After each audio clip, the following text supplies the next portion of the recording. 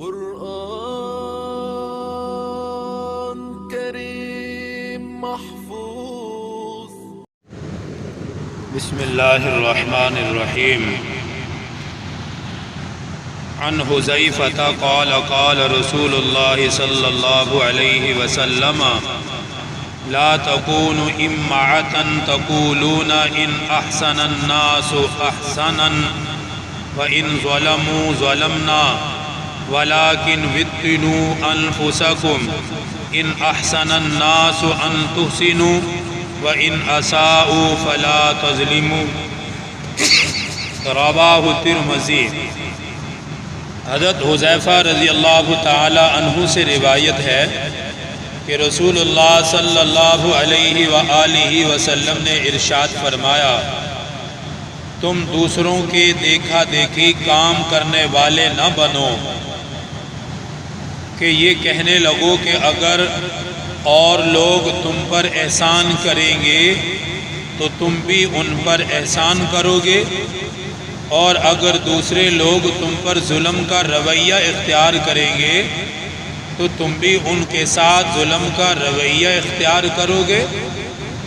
آپ صلی اللہ علیہ وسلم نے فرمایا، یہ طریقہ درست نہیں ہے، بلکہ اپنے دلوں کو اس پر پکا کرو کہ اگر اور لوگ احسان کریں تب بھی تم ان پر احسان کرو، اور اگر دوسرے لوگ تمہارے ساتھ برا سلوک کریں تب بھی تم ان کے ساتھ ظلم اور برائی کا رویہ اختیار نہ کرو بلکہ ان کے ساتھ احسان کرو.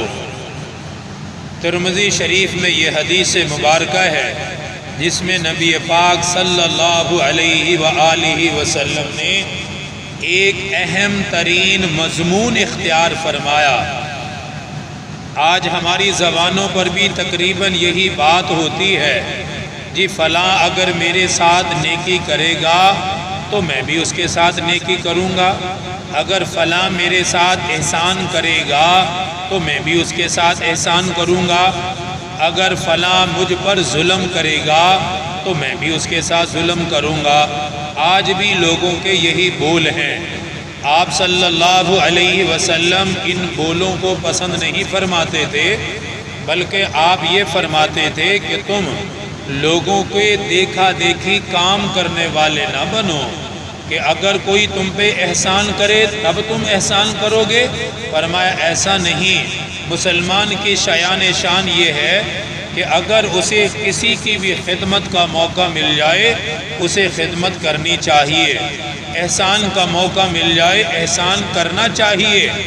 اس بات کا انتظار نہ کرے کہ یہ میرے ساتھ کرے گا تب میں اس کے ساتھ کروں گا. یہ تو دیکھا دیکھی کام کرنا ہے، یہ تو عدلے کا بدلہ ہے، تو یہ کوئی نیکی کا ارادہ تو نہیں ہے، یہ کوئی عبادت کا طریقہ بھی نہیں ہے.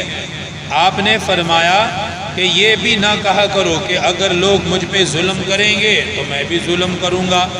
یہ انتہائی نامناسب بات ہے. آج بھی ہماری زبانوں پر یہ الفاظ ہوتے ہیں کہ اینٹ کا جواب پتھر کے ساتھ دیا جائے گا. ہم اس جملے کو بڑا ہلکا لیتے ہیں، حالانکہ یہ جملہ انتہائی خطرناک اور شیطان نے دل و دماغ میں ڈالا ہوا ہے. اینٹ کا جواب پتھر سے دینے کا مطلب کیا ہوتا ہے؟ اس نے میرے ساتھ ایک کیا میں اس کے ساتھ دو کروں گا، اس نے مجھے ایک گالی دی میں اس کو دو گالیاں دوں گا. یہی مطلب ہے اس کا. ایک تھپڑ مارا ہے تو میں دو تھپڑوں سے اس سے انتقام لوں گا. یہی مطلب ہوتا ہے اینٹ کا جواب پتھر سے. حالانکہ یہ تکبرانہ جملہ ہے، اللہ پاک اسے ہرگز پسند نہیں فرماتے. تو سرکار دو عالم صلی اللہ علیہ وسلم نے اپنی امت کی یہ تربیت فرمائی ہے کہ اگر تمہارے ساتھ کوئی ظلم کرے تو کوشش کرو کہ اس کے ساتھ ظلم کا رویہ اختیار نہ کرو. ہاں، شریعت نے اتنی اجازت بے شک دی ہے کہ جتنا کسی نے تمہارے ساتھ کیا ہے اتنا اگر تم بدلہ لینا چاہو تو لے سکتے ہو. اگر اس سے زیادہ کرو گے تو پھر تم ظالم بن جاؤ گے. جتنا جس نے کیا ہے اتنا تک کرنے کی اجازت تو ہے، اس سے آگے بڑھنے کو ظالم قرار دیا ہے. لیکن ساتھ ہی یہ بھی فرمایا کہ اگر معاف کر دو تو درگزر کرو، تو یہ بہت بڑی ہمت اور اجر و ثواب کی بات ہے. نبی پاک صلی اللہ علیہ وسلم کی ایک حدیث مبارکہ ہے، حدیث کے راوی حضرت ابو ہریرہ رضی اللہ تعالی عنہ ہیں، فرماتے ہیں کہ سرکار دو عالم صلی اللہ علیہ وسلم نے فرمایا کہ مجھے تو پروردگار کا حکم یہ ہے کہ جو مجھ سے رشتہ داری توڑے میں اس کے ساتھ جوڑوں، میں ایسا نہیں کرتا جو توڑتا ہے میں توڑ دوں، فرمایا نہ، جو میرے ساتھ توڑتا ہے میں اس کے ساتھ جوڑتا ہوں، یہ مجھے حکم ملا ہوا ہے۔ اسی طرح فرمایا کہ مجھے یہ بھی حکم ہے کہ میں لوگوں کے ساتھ صلہ رحمی کروں، اگرچہ وہ میرے ساتھ صلہ رحمی نہ کرتے ہوں میں پھر بھی ان کے ساتھ صلہ رحمی کروں گا۔ آگے فرمایا کہ مجھے یہ حکم ہے کہ میں لوگوں کو دوں، عطا کروں، اگرچہ مجھے کوئی نہ دے، اگرچہ میرے ساتھ کوئی احسان نہ کرے، لیکن فرمایا کہ مجھے یہ حکم ہے کہ میں لوگوں کے ساتھ احسان کا برتاؤ کروں۔ تو اس عادت کو اپنانا چاہیے۔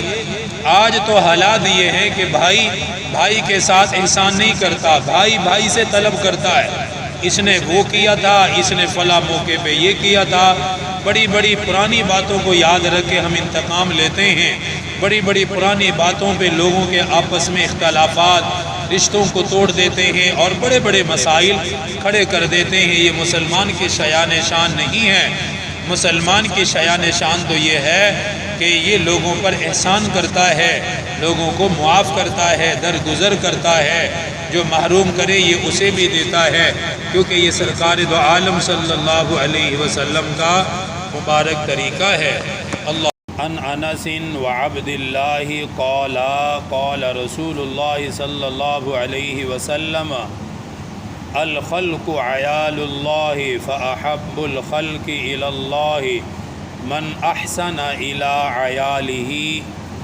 حضرت انس اور حضرت عبداللہ رضی اللہ عنہما سے روایت ہے کہ رسول اللہ صلی اللہ علیہ وآلہ وسلم نے ارشاد فرمایا، ساری مخلوق اللہ سبحانہ و تعالی کی عیال ہے، یعنی مطلب یہ ہے کہ سب مخلوق کی روزی اور ان کی ضروریات و حیات کا حقیقتاً اللہ تعالیٰ ہی کفیل ہے۔ جس طرح کہ کوئی آدمی اپنے اہل و عیال کی روزی اور ان کی ضروریات کا مجازاً کفیل ہوتا ہے، اسی طرح اللہ تعالیٰ بھی اپنی مخلوق کا کفیل ہے۔ بس اللہ تعالیٰ کو اپنی ساری مخلوق میں زیادہ محبت ان بندوں سے ہے جو اس کی عیال یعنی اس کی مخلوق کے ساتھ احسان کا معاملہ کرتے ہوں۔ اس حدیث میں نبی پاک صلی اللہ علیہ وسلم نے یہ بات ارشاد فرمائی کہ جو بندہ بھی اللہ تعالیٰ کی مخلوق کے ساتھ احسان کرے گا، اللہ تعالیٰ اس بندے سے محبت کرے گا۔ دیکھیے ہمارے چینل کو ضرور سبسکرائب کریں، پاس دیے گئے بیل بٹن کو ضرور دبائیں۔